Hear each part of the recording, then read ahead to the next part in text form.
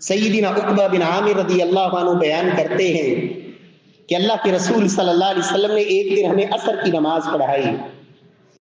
فلما سلم، جو ہی آپ صلی اللہ علیہ وسلم نے سلام پھیرا، قام فتخطى رقاب الناس، اللہ کے نبی صلی اللہ علیہ وسلم جلدی سے اٹھے، لوگوں کی گردنیں پھلانگتے ہوئے آپ صلی اللہ علیہ وسلم اپنی ازواج مطہرات کے حجروں میں سے کسی حجرے کی طرف چلے گئے.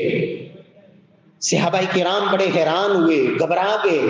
نبی صلی اللہ علیہ وسلم کچھ دیر کے بعد واپس آئے.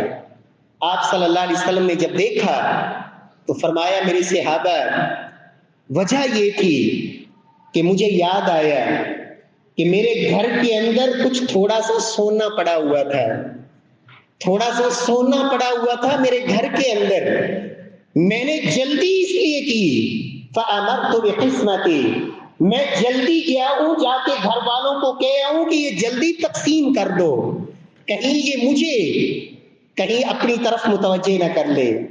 میرے پیارے بھائیوں، یہ کائنات کے امام آپ صلی اللہ علیہ وسلم نماز کے بعد بیٹھتے، عمومی طور پر آپ ذکر کرتے، دعائیں کرتے، مسنون اذکار جو آپ نے امت کو سکھائے.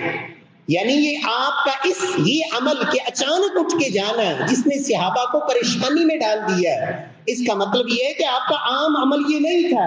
آپ نماز کے بعد اطمینان سے بیٹھتے، اللہ کا ذکر کرتے، دعائیں کرتے. لیکن اس دن جلدی کیوں کی ہے؟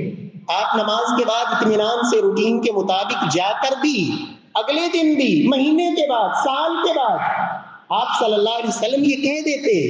فرمایا، میں نے جلدی اس لیے کی تاکہ اس کی تقسیم کا حکم دے دوں. پیارے بھائیوں، اللہ رب العزت مجھے اور آپ کو بھی نیکی میں اللہ جلدی کی توفیق نصیب فرمائے.